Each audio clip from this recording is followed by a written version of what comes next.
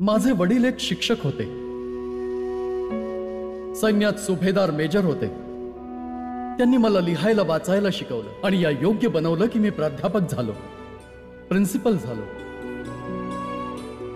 आपल्या देशाला शिक्षणाच्या क्षेत्रात जगातलं सर्वोत्तम केंद्र बनवणं हेच माझं एकमेव स्वप्न असणार आहे.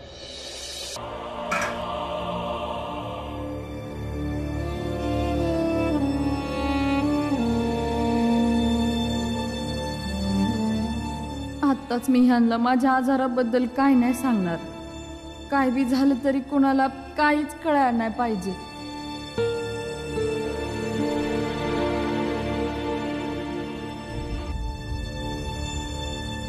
असं काय बघतेस?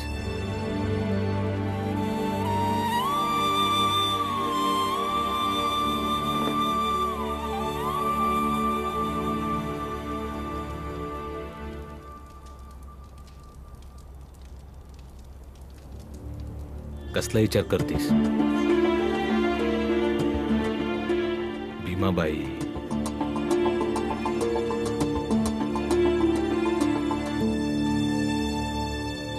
खर तर मी पाहत होते की किती हुशारीने तुम्ही कुटुंबाला सांभाळता.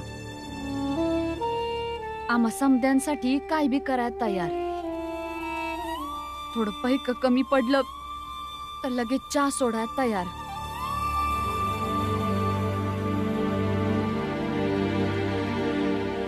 ऐकलंस होय तू? बायको हाय मी तुमची. म्या भी कुणाचा तरी नवरा आहे, कुणाचा बाप आहे, कुणाचा भाऊ आहे. मग माझी बी समधी जिम्मेवारी आहे ना. आणि चहा सोडणं कुठली मोठी गोष्ट आहे. म्या तर माझ्या कुटुंबासाठी माझा जीव बी देऊ शकतो.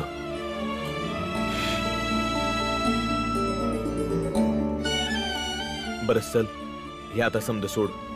मला लय भूक लागली, काहीतरी जेवायला दे. गरमागरम भाकरी बी तयार आहे. वय ताट बी घेऊन येतो आणि हात बी धुतो.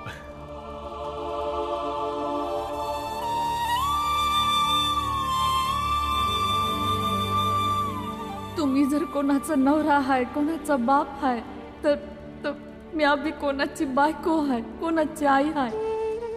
तुम समद्यांच्या आनंदासाठी यो आजार मी नक्कीच सहन करू शकेन.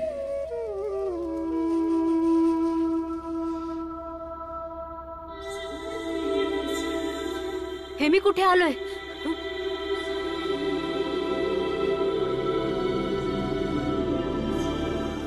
ध्रुव, तू ठीक आहेस?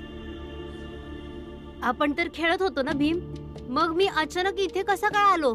अचानक नाही, तू खेळता खेळता बेसूत झालास. मग आम्ही तिघा भावांनी मिळून तुला इथं आणलं. आणि वैद्य काकू म्हणल्या की तू 2 दिवसापासून काहीच खाल्लं नाहीस का? खाल्लं होतं ना. वैद्य काकू खोटं बोलतात? मैत्र मानतोस ना, मग सांगू शकत नाहीस? सांग, तू 2 दिवसापासून का नाही खाल्लंस? आई गेल्यानंतर ना एक बाई यायची जेवण बनवायला. पण बाबा जेलमध्ये गेले म्हणून त्यांनी पण येणं बंद केलं. सुरुवातीला काही दिवस बाजूचे जेवण देऊन गेले. नंतर मी तुमच्या सोबत राहू लागलो तर त्यांनी पण जेवण देणं बंद केलं. मग मी काय खाणार? मला तर काही बनवता पण नाही येत आहे. पण ध्रुव, बाबा म्हणतात काही गोष्टी लपवल्यानं पुढे जाऊन त्या अवघड होऊ शकतात. ध्रुव, तुझ्या अडचणी कोणाला सांग नाही तर नका सांगूस. पण आपल्या माणसासनी सांगायचंच असतं. कारण जेव्हा गरज पडते तेव्हा त्यांचीच मदत होते. आणि तू आम्हासनी तुझं मानतोस ना? माझी चूक झाली बाळादादा. बरं ठीक आहे, काही अडचण नाही. चला जाऊन काहीतरी खाऊ. चला चला. ऐका, तुम्ही भीमाबाईची पोरं आहात ना?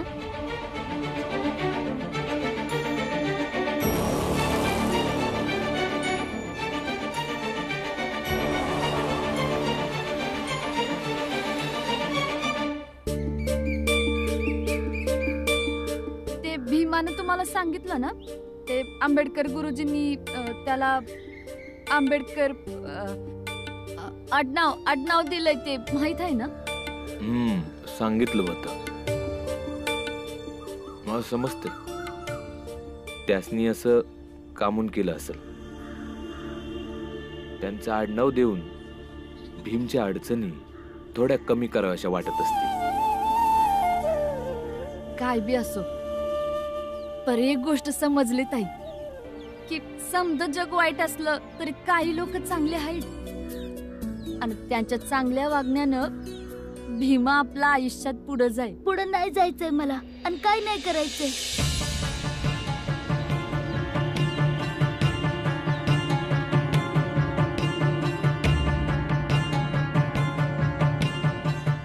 काय झालं भीम? असं का म्हणून बोलतोस? बाबा, आईला विचारा काय झालं.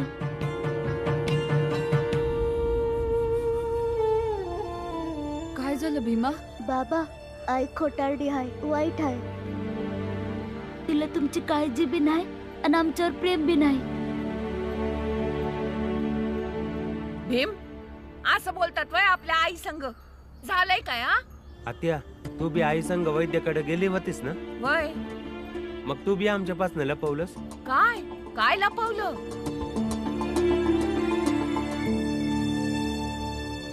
आई आई, काय काय काय लपवलंय म्या? काय बोलताय तुम्ही कवापासनं? मी हेच सांगतोय आई की तुझी तब्येत लय खराब आहे. नाही, जर तुझा इलाज लवकर नाही झाला तर तुझा जीव बी जाऊ शकतो.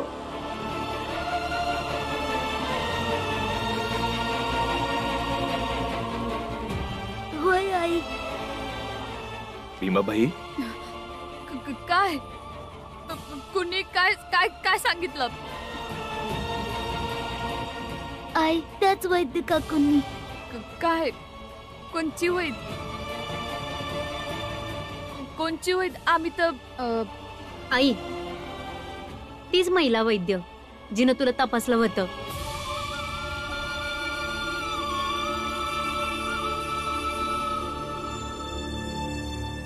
होय आई. अजून काही बोलायचंय? खरं लपवण्यासाठी तू आणखी करणं देणार आहेस? मी वैद्य बुवांना घेऊन येऊ, मग मान्य करशील?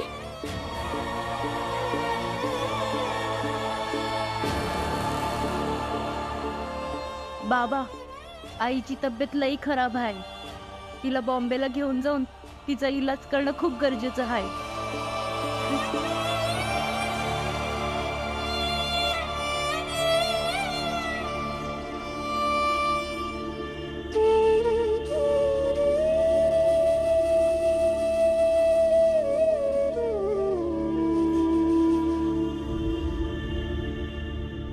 काय भीमाबाई, तू आमच्यापासून लपवलंस? तू आम्हाला सांगितलं का नाहीस?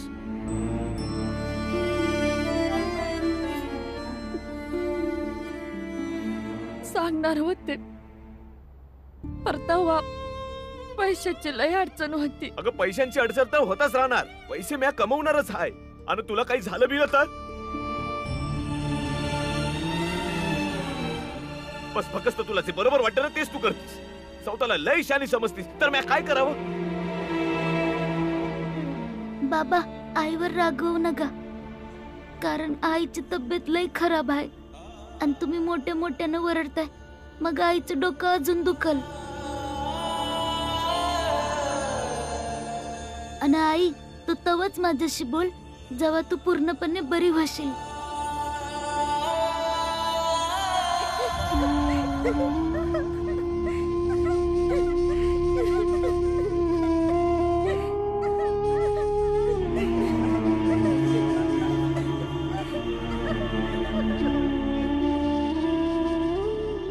चूक केलीस तू. तू माझी वहिनी नाहीस, धाकटी बहीण आहेस. आणि एका झटक्यात मला परक केलंस. नाही ताई.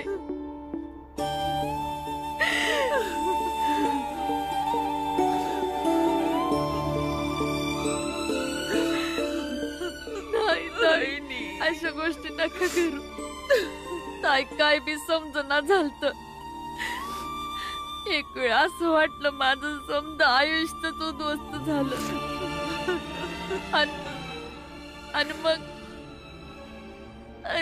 तुमच्यापासून लांब जायचं म्या. आपले गरिबी भादबलता लाचारी ताई म्या हिंमत हारायला लागले हो. म्या काय करू.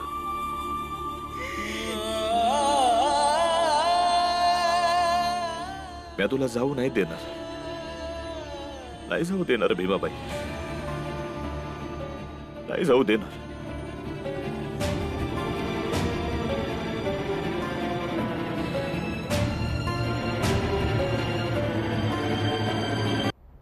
वाहिपुरंजन भीमाबाईला आपल्याला लवकर घेऊन जावं लागेल मुंबईला. लवकरात लवकर नाही भाऊ, उद्याच घेऊन जा.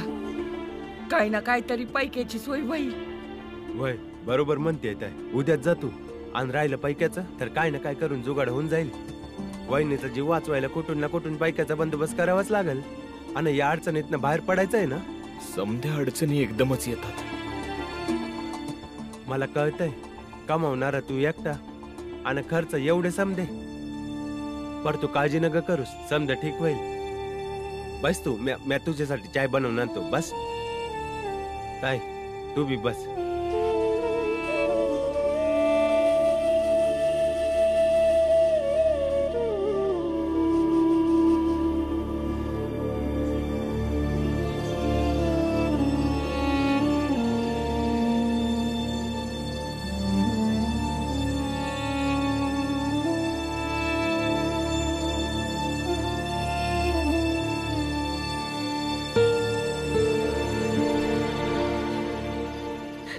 माफ कर ना भीमा, माफ कर ना.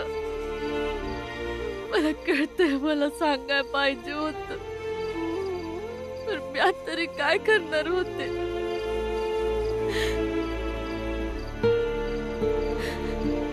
आता माझ्याशी बोलणार भी नाही का? नाही आहे, नाही बोलणार. जर ध्रुवची तब्येत खराब झाली नसती आणि आम्ही वैद्यांकडे गेलो नसतो तर आम्हाला कधी कळलं पण नसतं की तुझी तब्येत इतकी खराब आहे ते. असं काय बी नाही रे भीमा. येळ आल्यावर सांगितलं असतं ना म्या. कसली येळ?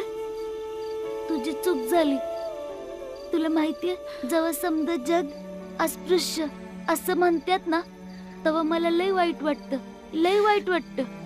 तेव्हा मी सौताला समजवतो की घरी जाऊन आईच्या कुशीत बसन, मग सगळं दुःख संपून जाईल. कारण तू माझ्या समद्या दुःखांवर आणि अडचणींवर एकुलती एक औषध आहेस. जेव्हा मी हलगर्जीपणा करतो तेव्हा तू मला सांभाळतीस, पण आता स्वतः हलगर्जीपणा कशी करू शकतेस?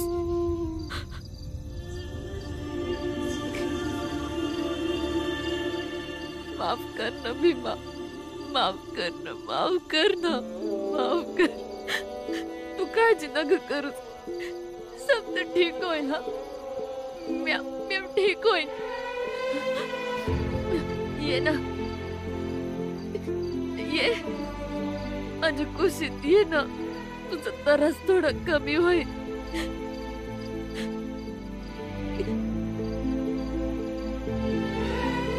ये ना.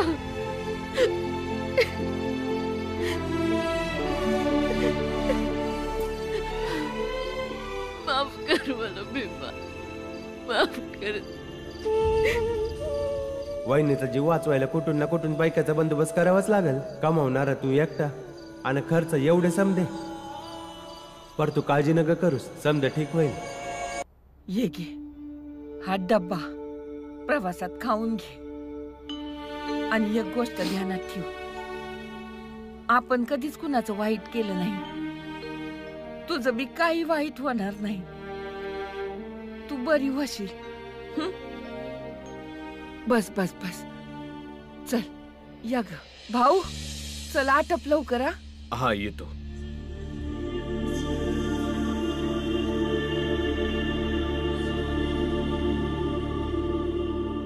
बाबा, मी आजपासून शाळेत नाही जाणार.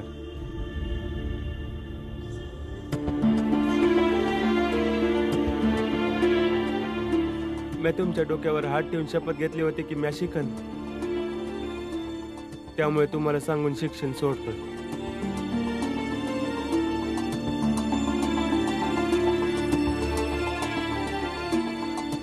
हे बघ बाळा, बाबा समजावू नका. आता आपल्या घरची परिस्थिती अशी नाही राहिली की मी तुम्हाला मदत नको करू. मी आता विचार केलाय की मी बी पैक कमवेन. या घराची जबाबदारी उचलायला तुमची मदत करायची आहे मला.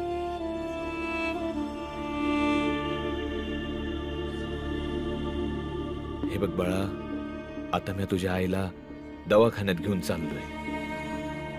आता हे वाद घालण्याची वेळ नाही. नंतर बोलू आपण. माझं बी माझ्या आईवर लय प्रेम आहे. तिला इलाजासाठी पैशाची गरज आहे. मी पैसा कमवणार. तुम्ही तुमचा हात माझ्या डोक्यावर ठेवा आणि मला दिलेल्या शब्दातून मोकळं करा.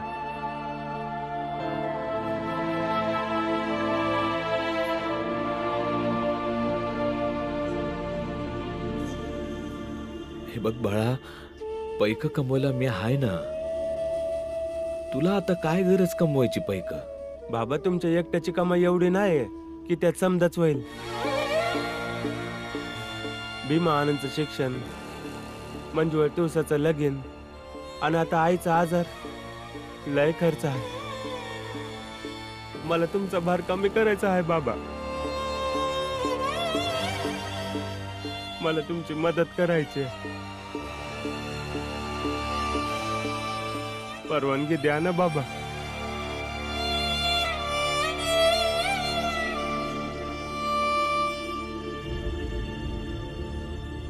मी तुला कमवण्याची परवानगी नाही देऊ शकत आणि ना शपथेतून मोकळं करू शकत. जर तुला शपथेच्या मर्यादेची जाणीव असेल तर गपचूप शाळेत जा. भाऊ चल की उशीर होतोय. हा येतोय. आणि काळजी नका करूस. समद नीट होईल.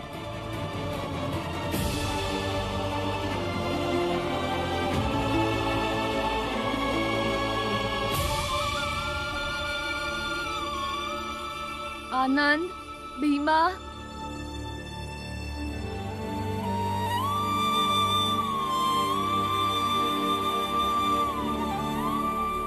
काळजी घ्या स्वतःची.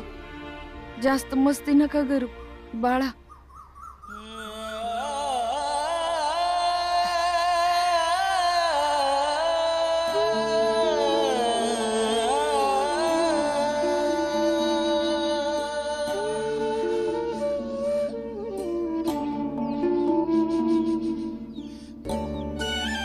काय बी होणार नाही मला. मी बरी होईल. येते मी जाऊन परत लवकर.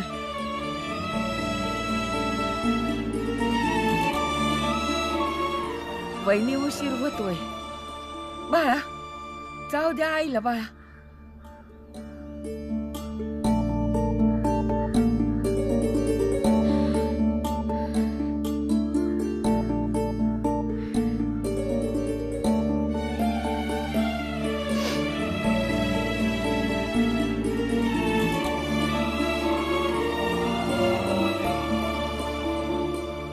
पोरांनो, तुमच्या पिशव्या भरल्यात ना? हा मंजुळा, बा दादाची पिशवी दे बघू. चला तुम्ही शाळेत जायची तयारी करा. चला. आनंद दादा, माझं भूगोलाचं पुस्तक कुठे ठेवलंयस तू? अरे तिथंच तर ठेवल्यात. आनंद दादा, सापडत नाहीये. अरे नीट हुडक ना, सापडल बघ.